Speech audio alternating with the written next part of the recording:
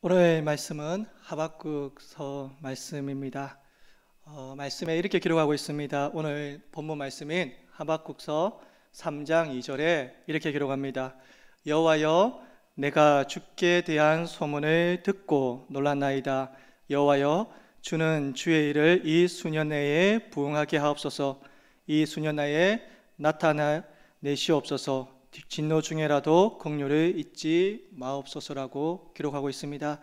오늘 읽었던 이 말씀 가운데 한결 성경에서는 부응이라는 단어가 언급되는 유일한 곳입니다. 어떤 배경에서 이 말씀이 나왔겠습니까?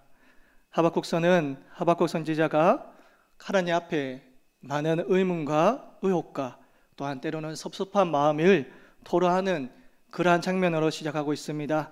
하박국서 1장 2절에서 3절 이렇게 기록합니다. 여호와여, 내가 부르짖어도 주께서 듣지 아니하시나 어느 때까지리이까? 내가 강포로 말미암아 외쳐도 주께서 구원하지 아니하시나이다. 어찌하여 내가 죄악을 보게 하시며 패역을 눈으로 보게 하시나이까? 겁탈과 강포가 내 앞에 있고 변론과 분쟁이 일어났나이다. 하박국 선지자는 하나님 앞에 많은 불만이 있습니다. 하나님은 선하시고 공의를 사랑하시며 악을 미워하시는 것을 다 알고 있습니다. 그런데 이 하박국 선지자가 하나님은 공의롭고 그리고 사랑하시고 하나님께서는 정의롭다는 것을 아시는데 정작 세상을 돌아보면 그렇지 않다는 겁니다. 세상에는 너무나도 악한 자들이 많고 또 그들이 더 잘 되는 것 같습니다. 그래서 하박국 선지자는 외칩니다. 하나님, 당신의 공의는 어디 있습니까? 이렇게 외치고 있습니다. 하박국서 2장 6절 말씀 우리 함께 읽어보도록 하겠습니다. 시작. 그 무리가 속담으로 그를 평론하며 조롱하는 시로 그를 풍자하지 않겠느냐? 곧 이르기를 화 있을진저 자기 소유 아닌 것을 모으는 자여 언제까지 이르겠느냐? 볼모 잡은 것으로 무겁게 짐진 자여. 자기 소유가 아닌 것을 모은다.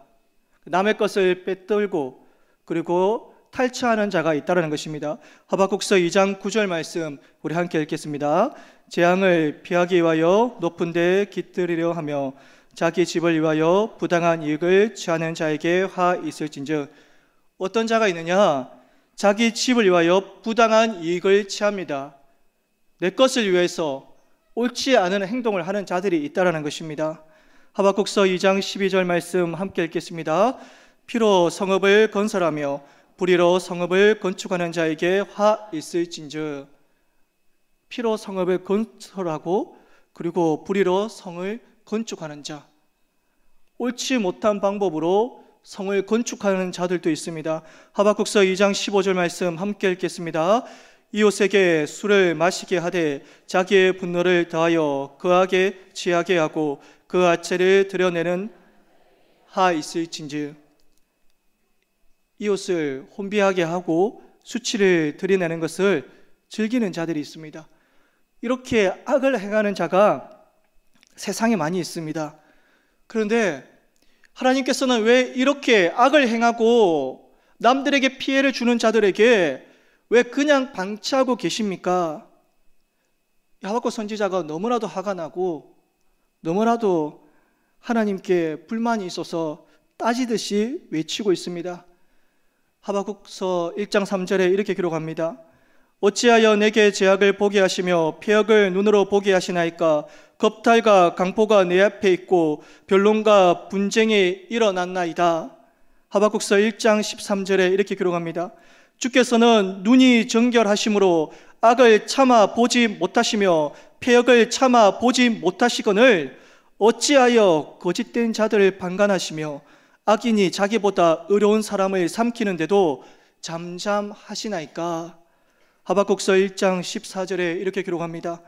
주께서 어찌하여 사람을 바다의 고기 같게 하시며 다스리는 자 없는 벌레 같게 하시나이까? 반복되는 단어가 무엇이 있습니까? 어찌하여 하나님, 어찌하여 이렇게 악한 자들이 있는데, 이렇게 패역한 자들이 있는데 하나님은 이 악한 백성과 이 악한 나라들을 가만히 두십니까? 하나님께서는 왜 그토록 당신의 사랑하는 그 백성들이 고통에 대하여 아무런 조치도 취하지 아니하시고 그냥 계십니까? 왜 하나님은 묵묵히 지켜보시고 있으십니까? 왜 악이 이 세상에 존재하고 있습니까? 당신은 전능하시고 악을 퇴치하시고 그리고 그 모든 것들을 거부하시고 그 모든 것을 행할 수 있는데 정작 당신의 백성들은 너무나도 무능력하고 그리고 그것으로 인하여서 많은 피해를 당하고 있습니다. 왜 하나님께서는 지켜만 보고 계십니까?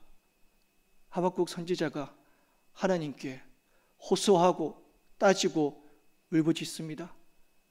거기에 대해서 하나님도 하나하나씩 대답을 해줍니다.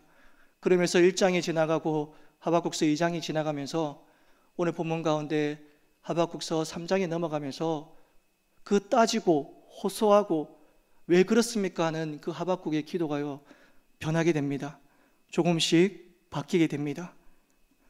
하나님, 내가 깊이 생각하고 깊이 생각해 보니까 우리 민족은 매맞고 바벨론에게 짓밟힘을 당하는 것이 당연합니다. 하나님, 그동안 참 많이 참으셨습니다.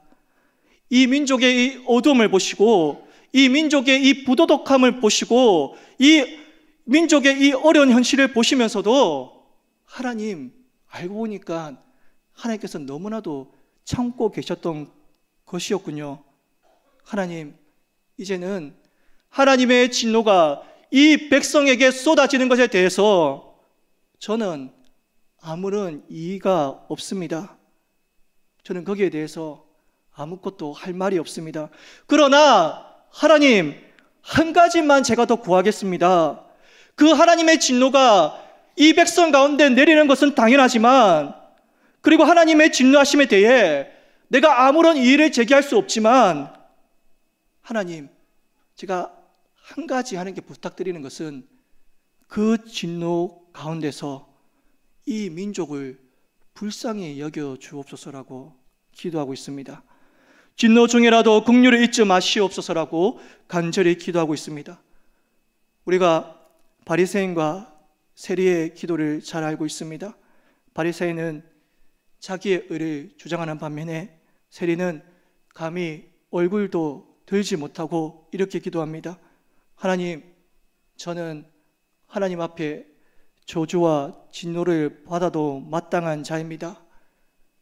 그러나 저를 긍휼히 여겨 주옵소서, 불쌍히 여겨 주시고 저를 받아 주옵소서. 사랑하는 성도 여러분들, 하나님은 이런 기도에 응답하십니다. 지금 이 시점 살아가고 있는 우리 이 나라 이 땅 가운데 이 기도가 간절히 필요하다고 생각됩니다. 진노 중이라도 긍휼을 잊지 마시옵소서. 그런데 하박국은 이 기도를 하면서 중요한 한 단어를 또 사용합니다. 그 단어가 무엇입니까? 바로 부흥이라는 단어입니다. 여기서 사용되는 부흥은 오늘 읽었던 본문 가운데 기록되어져 있는 부흥은 우리가 흔히 사용하는 그 부흥의 나라는 말과는 상관이 없습니다. 오늘 기록되어 있는 이 부흥은 히브리어로 하야라는 단어를 사용합니다. 어떤 뜻이냐? 살린다, 생명이라는 단어를 뜻합니다. 그는 자기 조국 남유다가 타락하였고 범죄하였고 이로 말미암아 이제 바벨론에 의하여서 징계를 당함을 그는 알게 되었습니다. 그래서 그는 여기서 부흥이라는 단어를 사용합니다. 죽은 것이나 다름없는 그것을 살려달라고 부흥이라는 단어를 사용하고 있습니다. 쉽게 설명하면 여기서 사용된 부흥은 감기가 걸렸는데 그저 그 감기를 낫게 해달라, 이 정도의 뉘앙스가 아닙니다. 우리가 50명이 모였는데 이제는 부흥되어서 100명이 되었습니다. 이 뜻도 아닙니다. 오늘 본문에 나오는 이 부흥이라는 단어는 죽은 것 같은 것을, 죽은 것과 다름없는 것을 살린다는 의미가 바로 부흥입니다. 구약에 보면 이 부흥, 히브리어로 하야라는 단어가 몇 군데 사용된 곳이 있습니다. 열왕기상 17장 22절에 이렇게 기록하고 있습니다.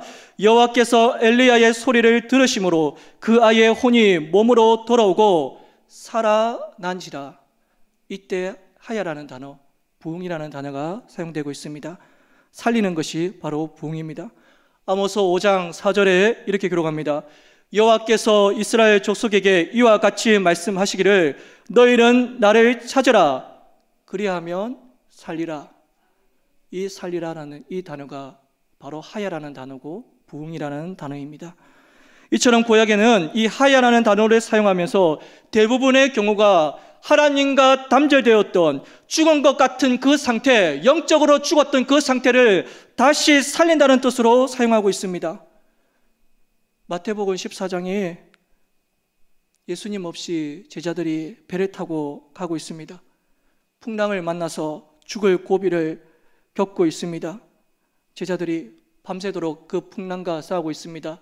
자신의 모든 기술을 사용하고 자신의 모든 노하우와 노력을 사용해서 그 풍랑을 이기려고 합니다. 하지만 그들이 할 수 있는 것은 아무것도 없었습니다.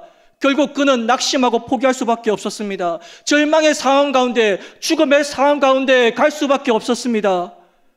그런데 그 상황 가운데 헤쳐나갈 수 없고 아무것도 할 수 없고 절망 가운데 포기하고 가만히 있는 그 순간 가운데 어떠한 일이 일어납니까? 마태복음 14장 25절에 이렇게 기록합니다. 밤 사경에 예수께서 바다 위로 걸어서 제자들에게 오시니 내가 아무것도 할 수 없고 나의 무능함과 무기력을 깨닫는 순간에 예수님이 찾아오셨습니다. 하나님께서 일하기 시작하셨습니다. 다시 말하면 그 밤 사경, 내가 아무리 힘쓰고 애쓰고 노력했지만 할 수 없어서 모든 것을 놓고 이제 죽었다라고 하는 그 순간에 예수님께서 찾아오셔서 살리시는 그것이 바로 부흥의 시작입니다. 그래서 이 부흥의 필요성은 바로 살리는 것입니다. 끝나는 것을 살리시는 것입니다. 이제 우리의 가정은 끝났어. 다시 돌아올 수 없어. 깨져버린 가정이다. 희망이 없다. 벼랑 끝에 서 있는 가정이다. 막다른 길 앞에 서서 이제는 아무 희망도 없고 아무것도 기대감이 없다. 이제는 끝이다라고 하는 그 순간 하나님 우리 가정을 살려주시옵소서. 이 기도가 바로 부흥을 부르짖는 기도입니다. 우리 자녀를 살려주시옵소서. 이것이 바로 부흥을 부르짖는 기도입니다. 오늘 본문 가운데 이 부흥은 바로 살리다는 의미입니다. 진짜 우리가 부흥이다라고 자신 있게 말하려면 여기저기 죽어가는 영혼들이 살아나는 회복이 일어나야 되고 가정이 하나 되고 자녀들이 돌아오는 놀라운 역사들이 일어나야 합니다. 그래야 부흥이라는 표현을 쓸 수 있습니다. 이사야에는 히스기야 왕이 자기가 죽게 된 상황을 이렇게 기록하고 있습니다. 이사야 38장 16절 말씀 함께 읽도록 하겠습니다. 주여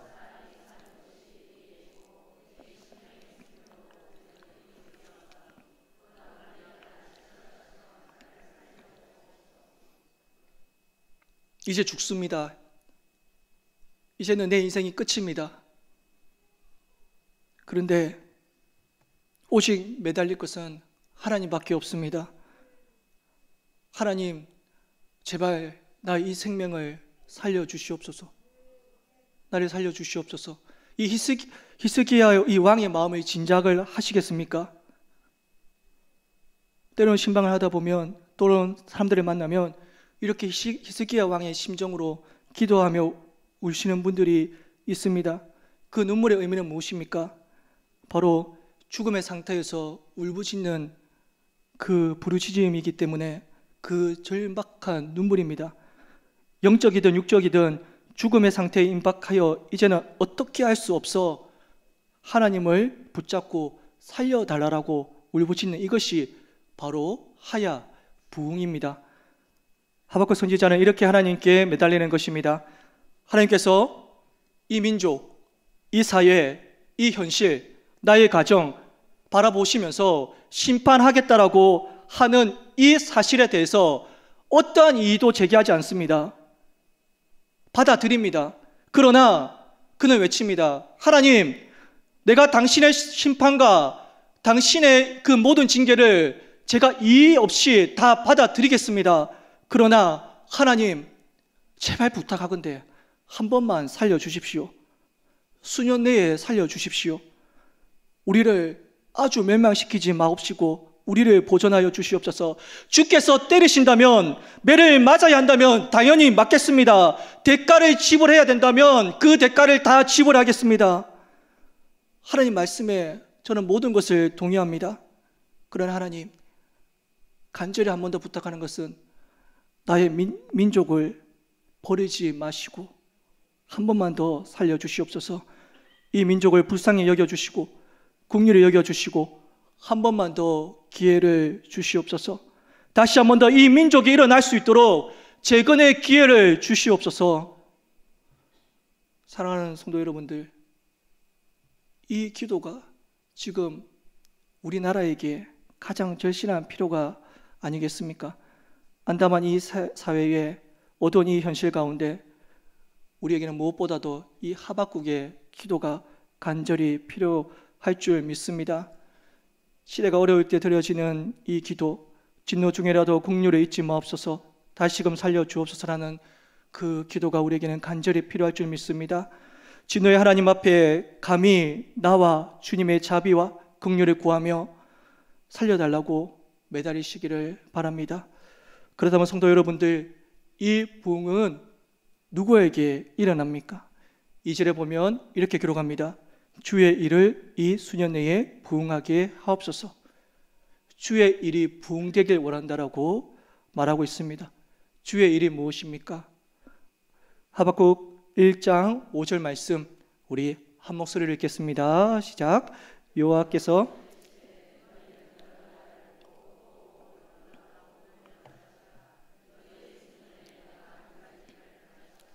누가 너희에게 말할지라도 너희가 믿지 아니하리라. 이 말씀해 보시면 내가 한 가지 일을 행하리라. 주의 일이 있는데 그게 무엇이냐? 내가 한 가지 일을 행하리라. 그 한 가지 일을 행하는 것이 무엇입니까? 바로 타락한 이 유다 백성을 내버려 두지 않고 바벨론에 들어서 이 민족을 징계하시겠다는 그것, 그리고 그것에서 끝나는 것도 아니라 이 바벨론조차도 내가 징계하겠다라는 그것이 바로 하나님의 일입니다. 하박국 선지자는 하나님께서 하시는 그 일을, 또 하나님께서 하시는 그 주권을 인정하고 있습니다. 하나님의 그 하나님의 일을 행하시기 위해서 기도하고 있는 것입니다. 하나님께서 하실 그 일에 대해서 어떠한 토를 다는 것이 아니라 하나님의 일을 행하라고, 그 모든 일의 주권은 하나님께 있다라고 지금 말하고 있습니다. 왜 그렇습니까? 바로 그것이 부흥입니다. 우리가 부흥하면은 빼놓지 못하는 게 평양 대부흥 운동이 있습니다. 이후로 100년 되던 그해 2007년에 한 번 더 부흥을 허락하여 달라고 평양 대부흥 100주년 기념을 하였습니다. 온 교회가 2007년도에 부흥이라는 슬로건을 달고 수없이 많은 수천 수만 명이 모여서 함께 집회를 하며 찬양을 하였습니다. 그런데 성도 여러분들, 우리는 어느 누구도 부흥이 일어났다고 말하지는 않습니다. 오히려 여러분, 한국교회가 부흥이 된 것이 아니라 더 내리막길로 걸어가고 달리고 있습니다.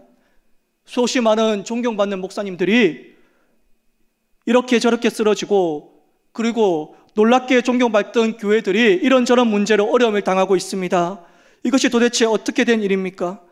우리는 부흥을 갈망하고 외치며 기도하는데 이상하게도 더 많은 일들이 일어나고 한국교회는 더 미끄러져 가고 있습니다. 우리가 철저히 깨달아야 될 것은 부흥은 우리에게 있는 것이 아니라 하나님에게 있는 것입니다. 하나님께서 그 부흥의 주도성을 가지고 계십니다. 부흥의 주도권을 하나님께 있음을 인정하고 우리는 겸손히 은혜를 구해야 합니다. 낮은 자리로 돌아가야 됩니다. 로이드 존스 목사님이 이런 말을 하였습니다. 여러분이 부흥을 일으킬 수는 없습니다. 전적으로 하나님께 달려 있습니다. 그렇기 때문에 하나님께 기도하고 간청하고 탄원하고 간구하는 것입니다.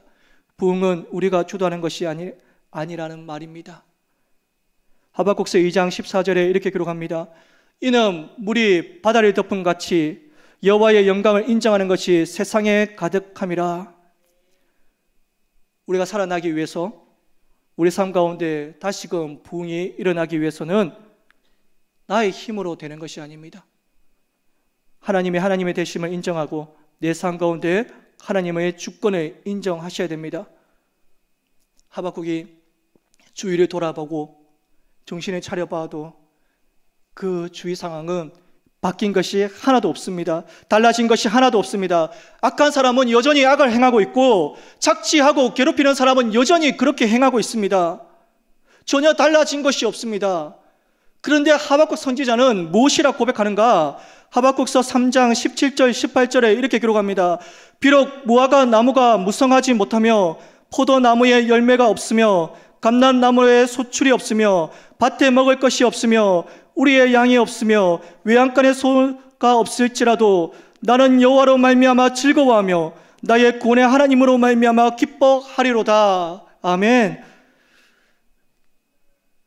이 말씀을 고백할 수 있었던 것은요, 무화과 농사가 엉망이 돼도 감람나무에 소출이 없어도 포도나무에 열매가 없어도 밭에 먹을 것이 아무것도 없어도 우리의 양 한 마리가 없어도 이러한 절망 가운데 이러한 죽음 가운데 있다 할지라도 이러한 상황 가운데 있다 할지라도 하나님을 인정하고 그분이 하실 일을 기대하고 그리고 하나님께서 나와 나의 가정과 나의 직장과 나의 교회와 또한 이 나라를 살리시고 부흥시킬 것을 믿고 기대하기에 하나님께서 그 일하심을 기대하기에 이 하박국 선지자는 너무나도 기쁘고 즐거워서 감사의 고백을 하고 있는 것입니다.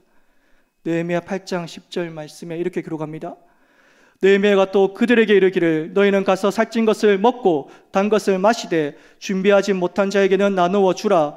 이날은 우리 주의 성일이니 근심하지 말라. 여호와로 인하여 기뻐하는 것이 너희의 힘이니라 하고 주님의 하실 일을 기뻐하라고 말씀하고 있습니다. 우리는 주님께서 하실 일을 기뻐하시면 됩니다.